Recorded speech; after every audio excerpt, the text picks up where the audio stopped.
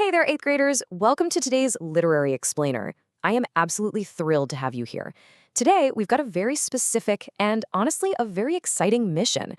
We are going to master the fundamental building blocks of literature. We're taking those stories you absolutely love to read, the ones that keep you up way too late turning pages, and we're kind of reverse engineering them to see exactly how they work. By the time we're done today, you won't just be passively reading stories anymore. You'll be reading the blueprints behind them. You're going to look at books with a completely new analytical eye. Let's actually kick things off with a really powerful truth from Proverbs 18:15. It says, "The heart of the discerning acquires knowledge, for the ears of the wise seek it out." Think about those words for just a second. Discerning. Wise. You see, when we read great literature, we aren't just killing time or trying to escape reality. You are stepping into the role of a discerning seeker. You're actively hunting down hidden meanings, uncovering deep truths about human nature, and acquiring knowledge that literally shapes your character. We don't just read to be entertained, right? We read to become wise. So here's our roadmap for today. We'll start with the anatomy of great stories, then discover the hidden theme, unpack internal and external conflicts, find meaning in resolutions, and finally wrap things up with the godly learner's path. Let's dive in. Part 1. The anatomy of great stories. Have you ever watched someone fix a car engine and noticed how every single belt and valve has a very specific purpose? Well, stories are a lot like those living, breathing machines. They aren't just random words thrown onto a page. They have working parts. And there are two core pillars that form the foundation of any great story: meaningful themes and compelling conflicts. This is what separates just simple, everyday entertainment from the powerful literature you'll study in high school and college.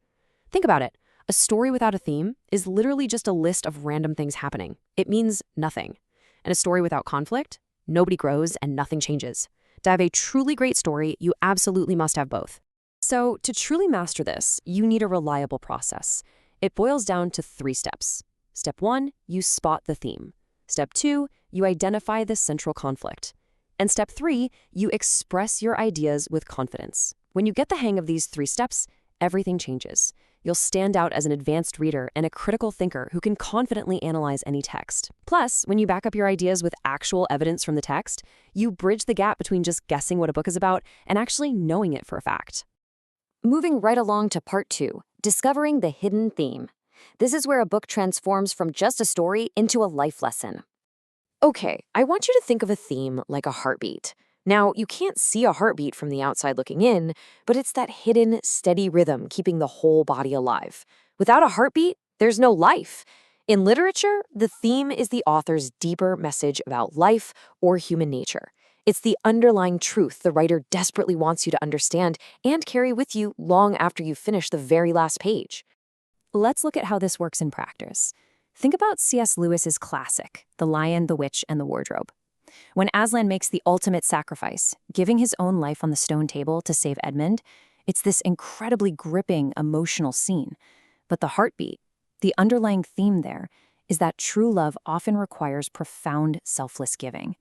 It's not just a story about a magical lion in the snow. It's a deep lesson about redemption that directly mirrors the ultimate sacrifice of Christ.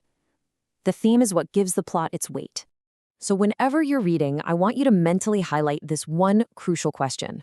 What lesson is the author teaching about life or human nature? Seriously, challenge yourself to ask this exact question every single time you finish a chapter. Are they teaching you about courage, about forgiveness, maybe the dangers of pride? If you can answer this question clearly, boom, you've successfully found the story's heartbeat. All right, part 3, internal and external conflicts. We've got the heartbeat, now let's look at the engine. Conflict is absolutely the engine of literature. It's the friction, the battle, the massive obstacle standing right in the hero's way. Imagine a story where a kid wakes up, goes to school, gets all A's without even trying, and comes home to play video games. The end. Super boring, right? Without the engine of conflict, your characters would just sit around and nothing would ever happen. We need problems, we need struggles, and we need obstacles to see what these characters are truly made of. Take a famous book like The Hunger Games. We can see this engine working brilliantly on 2 totally different levels. First, you've got the external conflict, Katniss battling the oppressive capital and just physically trying to survive in the arena. That is person versus society. But right alongside that, you have the internal conflict, Katniss is battling her own mind, doubting her instincts, and wrestling with whether she can truly trust Peeta. That's person versus self. Recognizing both those outer physical battles and the inner psychological struggles is exactly what helps you understand a complex character. Which brings us to part 4, finding meaning in resolutions. How does the author wrap everything up? How a story resolves is usually what solidifies the ultimate theme. Take the amazing novel Wonder. For the entire book, Augie faces the external conflict of dealing with bullies and the internal conflict of his own self-worth. But look at the resolution. By the end of the school year, his classmates finally stand by him, treating him with true, genuine kindness. That resolution is the author loudly declaring their theme. Kindness has the power to transform entire communities. The way the conflict ends is what proves the theme to the reader. Okay, to build up those literary muscles, you have 5 quick homework tasks to practice your new skills independently. Number 1, identify a theme in a short story you've read recently. 2, give a specific example of an internal conflict from a novel. 3, give a clear example of an external conflict. 4, explain how a story's resolution revealed its theme. And 5, describe the theme in a classic fable or parable. Take your time with these. They're your training ground. I know you're going to do a fantastic job. And finally, part 5, the godly learner's path. Let's talk about why this all actually matters.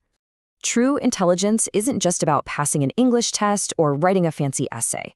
Romans 8:6-7 teaches that keeping the mind spiritually minded leads to life and peace. You see, as you learn to spot themes and conflicts in books, you're actually training your mind to spot truth and deception out there in the real world. You are learning how to discern what is good and right, keeping your mind centered on God, truth, and righteous choices. And that brings us to our core philosophy here at HeroesMart Academy. We believe that intertwining biblical morality with education is absolutely essential because, honestly, education without morality can hurt. Gaining knowledge shouldn't just make you a more capable person. It must help you make wise, God-honoring choices in your everyday life. When you read, you're evaluating the morals of the characters against God's eternal truth. We want you to be brilliant, absolutely, but way more importantly, we want you to be wise. So I want to leave you with this final, powerful challenge. The next time you pick up a great story, whether it's for homework or just for fun, are you simply going to sit back and be passively entertained? Or are you going to put on your discerning lens, look for the heartbeat of the theme, examine the roaring engine of the conflict, and actively seek out the wisdom hidden inside? I highly encourage you to pursue academic excellence, all while keeping your mind totally centered on God, truth, and righteous choices. Happy reading, 8th graders, and I'll catch you in the next explainer.